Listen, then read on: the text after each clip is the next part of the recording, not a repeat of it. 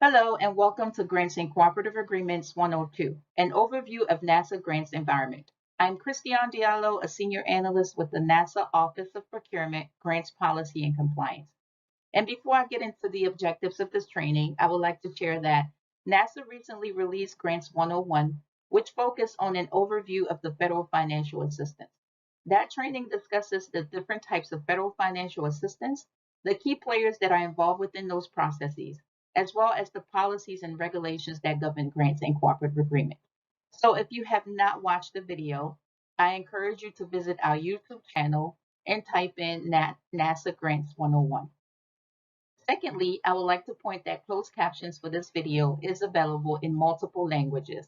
To choose your preferred language, simply click the settings option located on the bottom right of your screen next to the closed caption button. And once there, click on the subtitles and then select the language of your choice. For Grants 102, we shift the focus on the NASA grants landscape. Over the course of this training, I will provide you with some insights on NASA's grants and cooperative agreements environment. I'll delve into the roles and responsibilities of the key players engaged in managing NASA awards.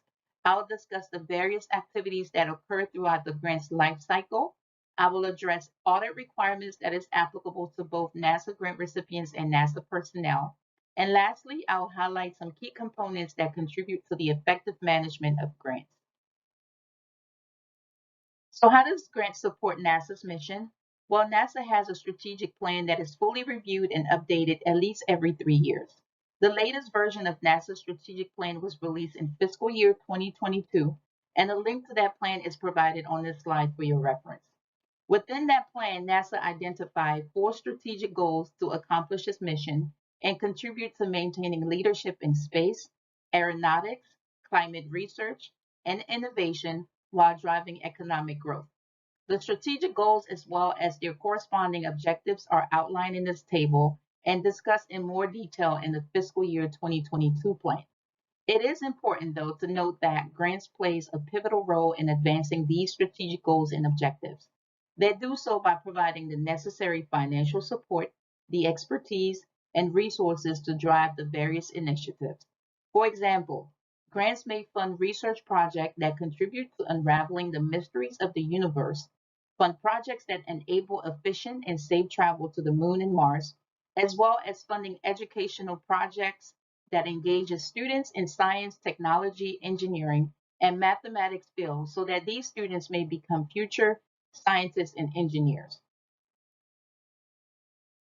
On an annual basis, NASA expends more than $1 billion in grants and cooperative agreements to fund research, technology demonstrations, and STEM engagement initiatives.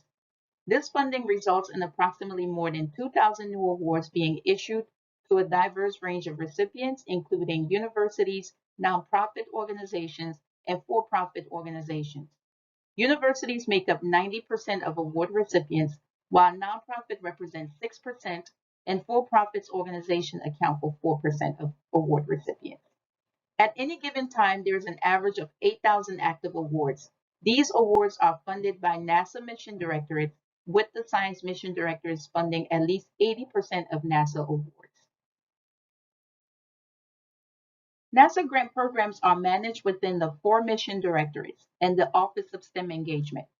The directorates and program offices are responsible for identifying funding, soliciting, evaluating, and selecting project proposals, and ensuring that project goals and deliverable requirements are met. This graphic highlights the various programs that are funded by the mission directorates. The Science Mission Directors, or SMD, is the largest funding organization and funds projects from astrophysics research to lunar discovery and exploration. The OSTEM, or Office of STEM Engagement, funds projects that is related to STEM education and outreach. The Space Technology Mission Directorate, or STMD, funds projects related to space technology research, small spacecraft technology, and flight opportunities. The Exploration Systems Development Mission Directorate funds projects related to human landing systems, exploration ground system, and human surface mobility. Programs within the Space Operations Mission Directorates include human research, space communications and navigation, communication services, and human spaceflight operations. You can find detail about each of these programs on the Directorate fact sheet, which is available on the Grants Policy and Compliance website. As mentioned in previous slides, NASA supports a diverse range of projects and initiatives spanning from research, technology development, education, and collaboration with various entities. The amount of these awards ranges anywhere between $70,000 to over $5 million. This table highlights just a few examples of grants and cooperative agreements awards that has been issued by NASA Mission Directorate. You can visit the usaspending.gov website to access detailed information on all awards issued by NASA. And in case you're not familiar with usaspending.gov, it is a website that provides the public access to detailed information about federal contracts, grants, loans, and other types of financial assistance that is provided by the U.S. government.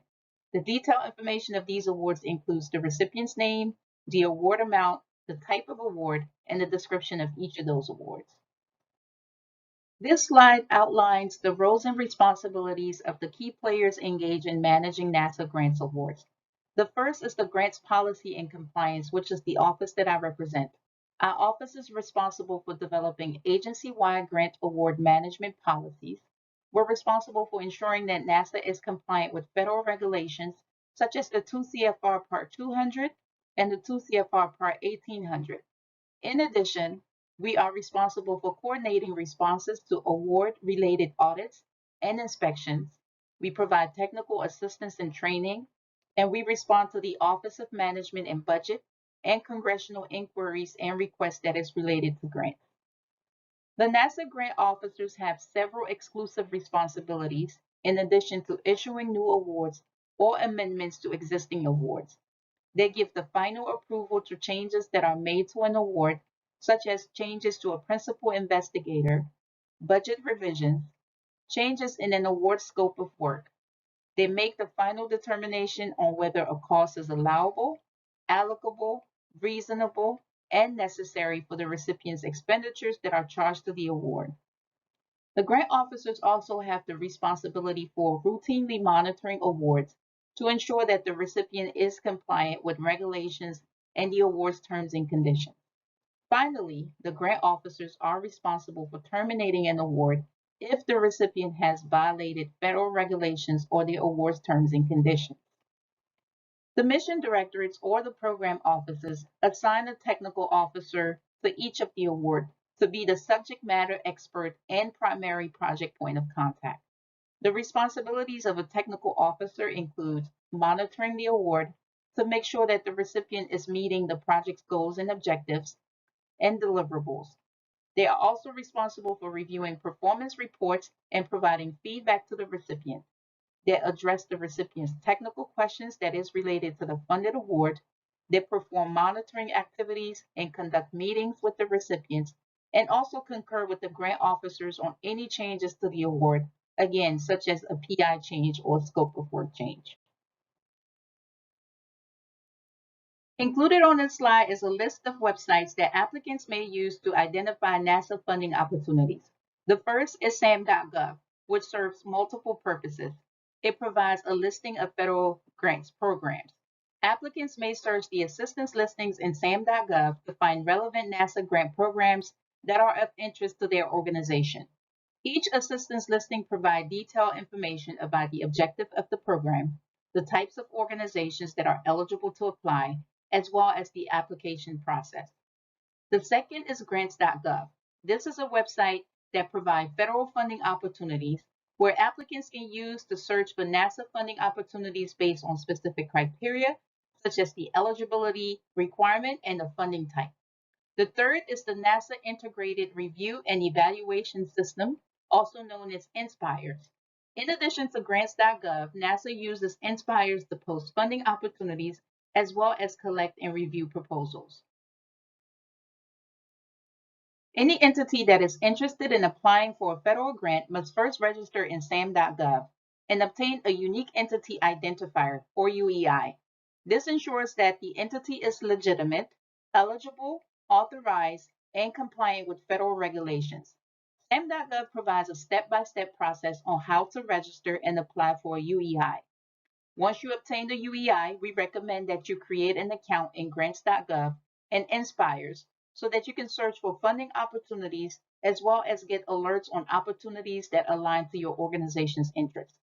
Once your organization identifies an award that they're eligible for, they can then submit an application through grants.gov or Inspires.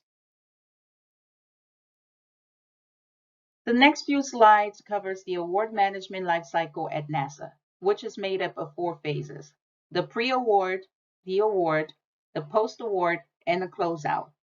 As a grant application and grant award moves through these phases, different activities and actions occur.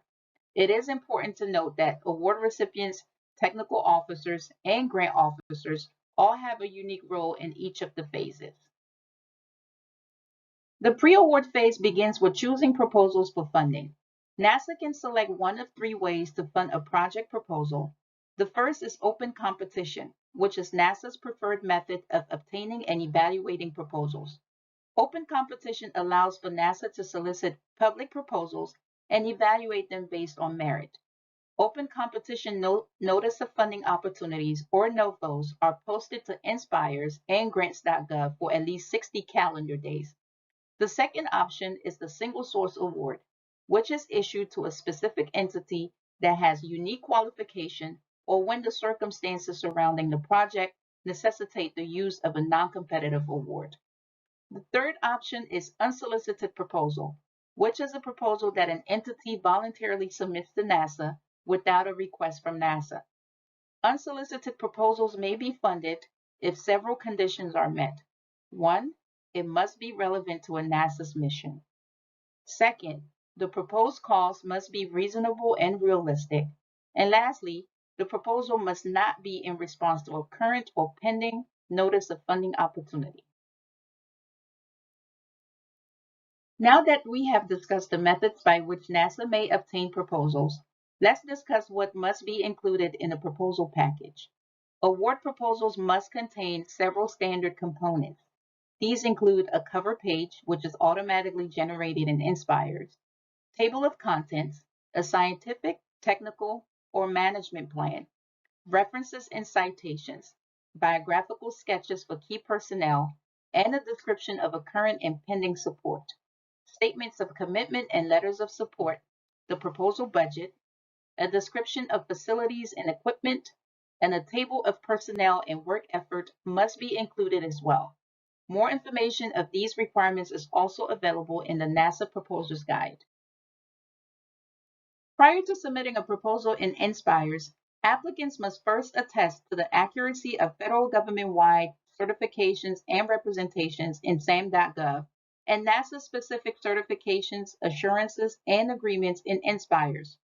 Certifications and representations cover issues such as compliance with U.S. statutory and public policy requirements, conflicts of interest, whistleblower protections, discrimination, and many more. All proposals submitted to NASA receive an administrative review, a technical and programmatic evaluation, and a financial review by a grant officer. As a matter of policy and practice, proposals submitted are principally reviewed by panels composed of the proposer's professional peers who have been screened in advance for conflicts of interest. In addition, single source and unsolicited proposals require a merit review, possibly with a peer review panel. However, single source and unsolicited proposals exceeding the Simplify acquisition threshold, which is currently $250,000, require evaluation by at least 3 peer reviewers. More information on proposal evaluation is available on the NASA Grant and Cooperative Agreement Manual, as well as the NASA Proposals Guide. We've learned that each award lifecycle has its own distinctive actions. In the second lifecycle phase, a grant officer processes the award by conducting a budget review to check that proposed costs are allowable, allocable, and reasonable. They perform a pre-award risk assessment. They negotiate with the potential recipient if necessary, and they also prepare the award terms and conditions prior to issuing the award package to the recipient. As mentioned previously, before issuing the award, the grant officer reviews the proposed budget to verify that costs are allowable, allocable, and reasonable. Some costs are never allowed, such as those for alcoholic beverages, costs incurred by institutions of higher education for alumni activities, uncollectible debts, goods or services for personal use, lobbying costs, and costs that are not necessary for the project performance. A full list of allowable and unallowable costs is published in a 2 CFR 200 Subpart E cost principles. Note that for-profit entities must adhere to the cost principles that is outlined in the Federal Acquisition Regulations rather than those found in 2 CFR 200. The grant officer conducts a pre-award risk assessment before making an award to the applicant. The assessment will determine a potential award recipient risk of fraud, waste, and abuse. A risk assessment tool is used to evaluate the recipient against administrative, performance, and financial indicators and assigns a risk determination of low, medium, or high risk. Recipients who receive a medium or high risk will, at the grant officer's discretion, have additional terms and conditions applied to their award. The third phase of the award life cycle is the post-award phase. This phase is when the recipient begins the work they apply for and receive federal funding to complete. Recipients must carry out the award in compliance with the award terms and conditions, 2 CFR 200, 2 CFR Part 1800, and other applicable regulations, including post-award reporting requirements. For example, the Federal Financial Report or the Standard Form SF-425 is submitted quarterly in the HHS Payment Management System within 30 days following the end of each quarter or the calendar year. The SF-425 shows how much funding the recipient has drawn down, expended, and also has remaining in their bank account. Aside from the SF-425, which is submitted in PMS, other required reports are emailed to the awards grant officer and technical officer. These required reports include a performance report, which is due 60 days before the award anniversary date, a final SF-425, and performance report due within 120 days of the end of the awards period of performance, and any additional required reports that is outlined in the awards terms and conditions, such as the new technology summary report. Certain award recipient activities during award performance require prior written approval from a NASA grant officer. These activities can affect the award scope, the budget, key personnel, or other aspects of the award. A full list of prior approval requirements is available in 2 CFR 200 Section 407. Note that NASA research awards are subject to NASA standard terms and conditions, as well as the research terms and conditions which are maintained by the National Science Foundation. Some of the prior approval requirements in 2 CFR 200 Section 407 are waived for awards that are subject to the research terms and conditions. Most award recipients are paid on an advance basis, which means that funds are requested and deposited before costs are incurred. Recipients request funding through the payment management system as needed and generally do not have to submit invoices or receipts to support drawdown requests. There is no limit to how often recipients can request funds from PMS. However, the standard Form 425 must be submitted in PMS before a recipient can access funds. Recipients must also establish procedures to minimize the time elapsing between the receipt of funds from NASA and the disbursement of those funds to the recipient's vendors. In cost sharing or cost matching, some recipients are required or voluntarily offer to contribute their own funds to the award. NASA's program offices determine if cost sharing is required on their awards. If so, the cost share requirement is explicitly stated in the Notice of Funding Opportunity. Contributed funds must be reported on the recipient's quarterly standard Form 425, as failure to make the cost share contribution could result in a reduced award amount, a withheld payment, or termination of the award.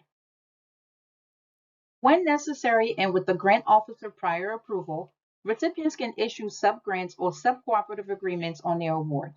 An entity that issues a sub-award is called a pass-through or a prime recipient. Prime and sub-award recipients follow the same rules and regulations, such as the 2 CFR 200, 2 CFR 1800, and the prime awards terms and conditions.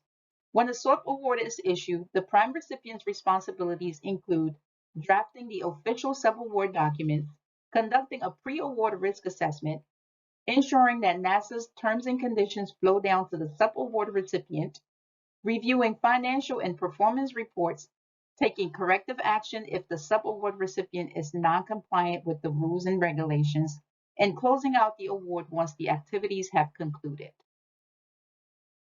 The 2 CFR 200 requires recipients using award funds to purchase equipment to maintain adequate equipment records, conduct a physical inventory at least once every 2 years, and maintain a control system to prevent loss, damage, or theft. They must also submit an annual and final inventory report listing equipment purchased with their award funds to the grant officer and their industrial property officers.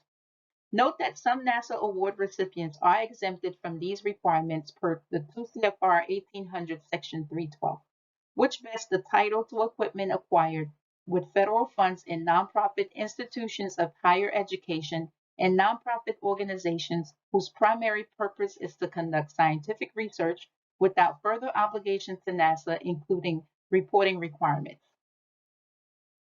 The 2 CFR 200 also requires recipients to maintain written procedures and internal controls. These procedures include those to determine permissible costs charged to an award and minimize the time between funding drawdown and expenditures. They are also required to maintain written standards of conduct that cover organizational conflicts of interest in procurement transactions. At last, they must maintain internal controls that provide reasonable assurance that a recipient can comply with federal statutes, regulations, and award terms and conditions. The fourth and final phase of the award lifecycle is the closeout phase. Closeout occurs after the end of the award's period of performance. In this phase, the award is formally closed out as NASA concludes administrative actions and required work has been completed. The recipient, the grant officer, and technical officer all have a role in the closeout process. A few conditions that can prevent an award from closing out include a pending litigation, whether an allowable, allocable, or reasonable payment have not been dispersed to the recipient, or if funding has not been deobligated from the award. Now let's discuss the roles in the closeout process, starting with the recipient's role.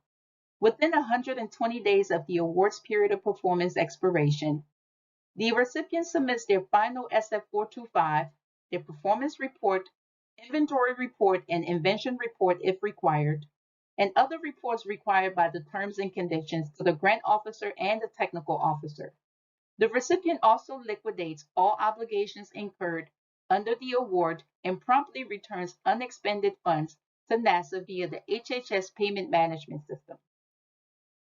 The award recipient must maintain all financial records, supporting documents, statistical records, and other pertinent records for 3 years from the date of the final financial report submission. NASA is also required to maintain award documents in accordance with the NASA Records Retention Schedule. Now that I've explained the award lifecycle, let's discuss single audit requirements. A single audit is an independent examination of an organization's financial statements and federal award programs to ensure compliance with federal regulations and guidelines. Single audits are conducted for recipients that expend $750,000 or more during the award recipient's fiscal year. Recipients that expend funding for only one federal program may elect to have a program-specific audit, which adheres to the same regulations as a single audit. Unlike a financial statement audit, single audits and program-specific audits are an extensive review of the recipient's internal controls, their financial records, expenditures, and their compliance with the federal statutes, regulation, and award terms and conditions. Both NASA and award recipients are responsible for certain audit-related actions. Recipients are responsible for arranging the audit and ensuring that it is completed within the required time frame. And if prior approval is received, audit costs may be charged to the award. Once the award is completed, recipients must ensure that the audit report is submitted to the Federal Audit Clearinghouse website within the earlier of 30 calendar days after the auditor's report is received, or 9 months after the audit period ends. Finally, the recipient must take corrective actions to ensure that all audit findings are addressed. As for NASA's responsibilities, we monitor the Federal Audit Clearinghouse to verify whether the recipients have submitted their single audit reports within the designated time frame. Failure to submit their reports on time may subject the recipients to corrective actions on their current award until the report is submitted. Reports that contain findings are examined to determine if the recipient has taken corrective action. If corrective action has not been taken, the grant officer requests for the recipients to provide those corrective action plan and issues a management decision letter accordingly. Effective grants management is essential in ensuring the success of a grant project. Here are a few key components in ensuring that success. The first is budgeting and financial management. Recipients must develop realistic and detailed budget that accounts for every expenditure that is tied to the project. They must monitor expenses by conducting regular checks to ensure that actual expenses align to the approved budget and implementing financial controls to prevent any fraud, waste, or abuse. There are several regulations that govern grants. Recipients must adhere to these regulations as well as terms and conditions that are placed on their award. Understanding and complying with the regulations and terms and conditions will prevent recipients from having their grants terminated or face legal action. Recipients must also ensure that changes to the project scope or direction have the proper approvals. Grant recipients must also have a system in place to monitor the progress of their project against the goals and milestones and make sure that any deviation from the project plan is promptly addressed. They must ensure that progress reports are accurate and submitted in a timely fashion. And finally, it is important for recipients to maintain documentation for all project activities. This includes financial records, progress reports, and essential email communications, as these documentations are necessary for audit and reporting purposes. This concludes our training on Grants 102, an overview of NASA grants environment. I want to thank you for tuning in, and I hope that you found the information valuable and insightful. Listed on this slide is a few links related to the materials that were covered throughout this presentation. The links are also provided in the description of this video. Also, I would like to encourage you to subscribe to the NASA Grants and Cooperative Agreements YouTube playlist, where you can view additional videos on grants-related topics. Thank you again for your interest in NASA grants.